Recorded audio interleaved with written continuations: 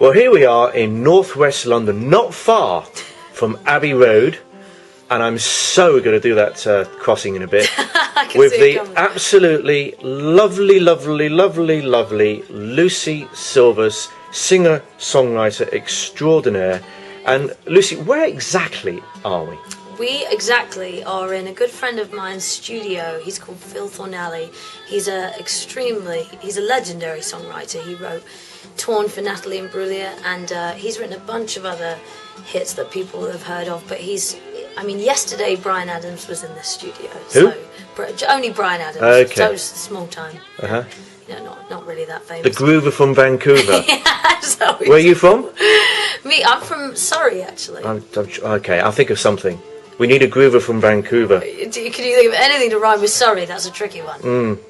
But I was brought up in New Zealand, so you can find something to rhyme with Kiwi. Then maybe that's better.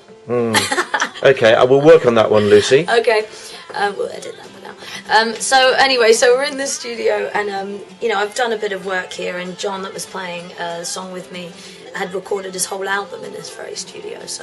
And it's absolutely beautiful. And these days you don't need these enormous, great big studios with discs that have 40 tracks on them. You need very little to make something genuine. So now you've had some pretty big days recently, haven't you? None bigger than today, of course, in front of the Sportsvibe cameras. Exactly. But very much as sort of a secondary thing, you've been supporting a little-known band called Jamiroquai. Yeah. A couple of small gigs you've done recently. Small gigs. So it was the story behind me and JK is that he had heard my songs and was starting up a production company called Orenda Music.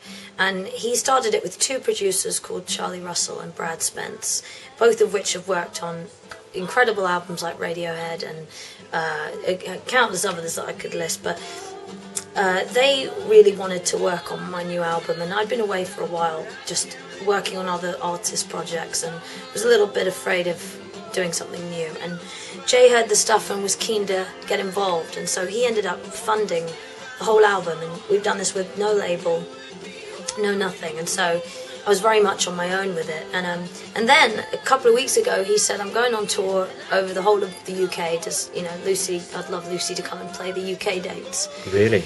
And you said, oh, I need to go away and think about that. Can't be bothered. Yeah, I thought about it. Yeah. Yeah, so I was actually nearly in tears when I found out, because I was, I've been away. I was living abroad for a while, and I haven't been on a stage for a long time. And the first stage was, the O2 Arena in London. Oh, thank God it was just a small gig then. Just a small bit, no pressure. Yeah. It was very scary, but I was, the adrenaline that I felt going on there. And Jamiroquai is such an amazing show as well. It's got so much energy, and I had a lot to live up to that day. And I had a couple of friends in the audience, but it was so last minute. It was a sold out gig. And I remember that feeling. I was drinking sort of a bit of whiskey before I went on stage because I was so nervous, something to calm me down. And when I walked on stage, I felt... Drunk? A bit drunk. and a bit elated, Felt like this is one of the best moments of my life right here. So. Who are your two friends in the audience, by the way?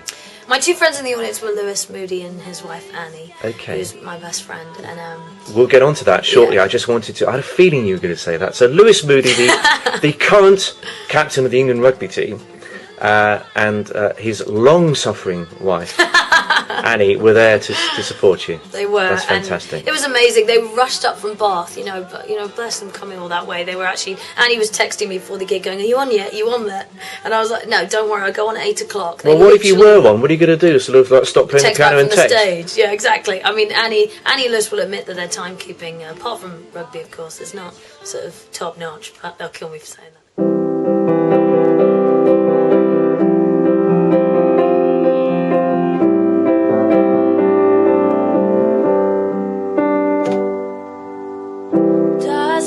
Fallen and glasses broken, and finally the coast is clear.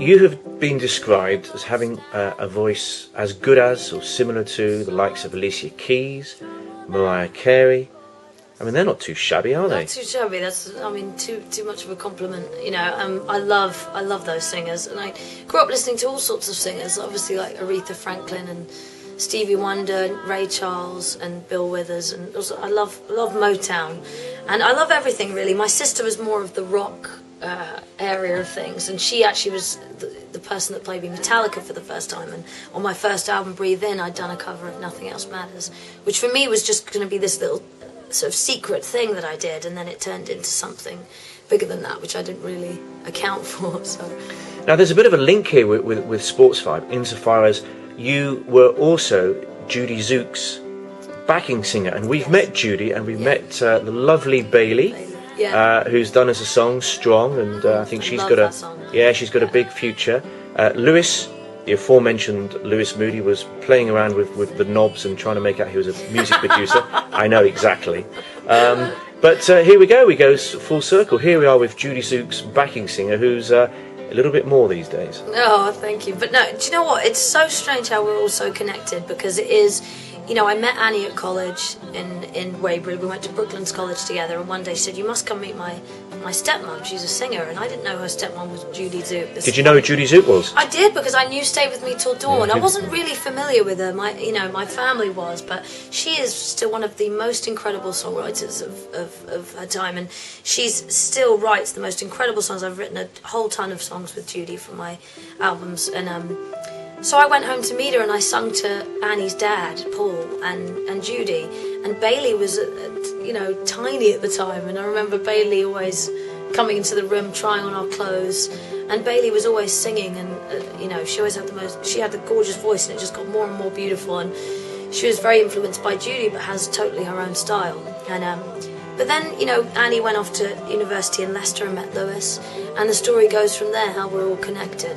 Now, you must be a big sports fan, particularly a rugby fan, aren't you? You've got no choice in the matter. I've seen a lot of rugby over the years, that's for sure. I still don't have a clue. I've had it explained to me 50 million times. I mean, obviously growing up in New Zealand, my dad was All Blacks mad, and, watched it all. It was always playing in the house. But I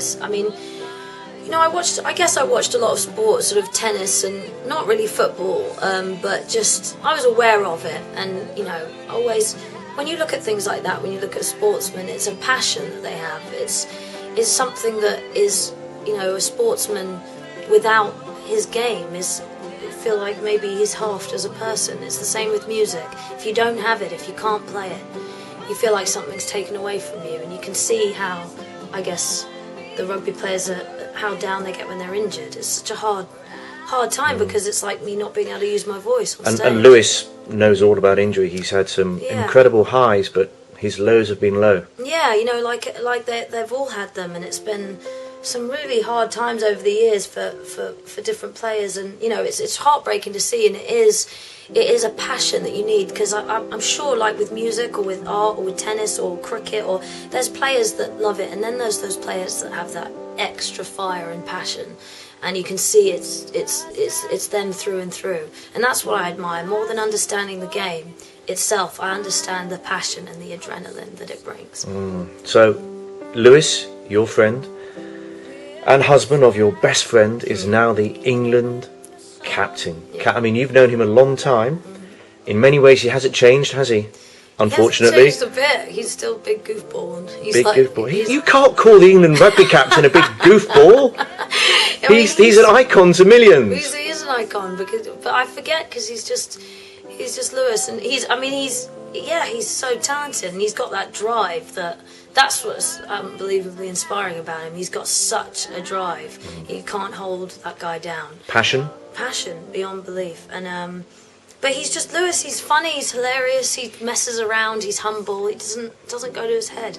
Nothing has gone to his head, as far as I can see. So, and Annie, obviously, I love dearly, and Dylan, who's my godson, and Ethan. Their two kids are absolutely gorgeous, and they live their life in Bath, and it's lovely, and it's quiet and lovely. And then they have this big thing going on in their lives as well. It's huge, but it wouldn't affect them as people.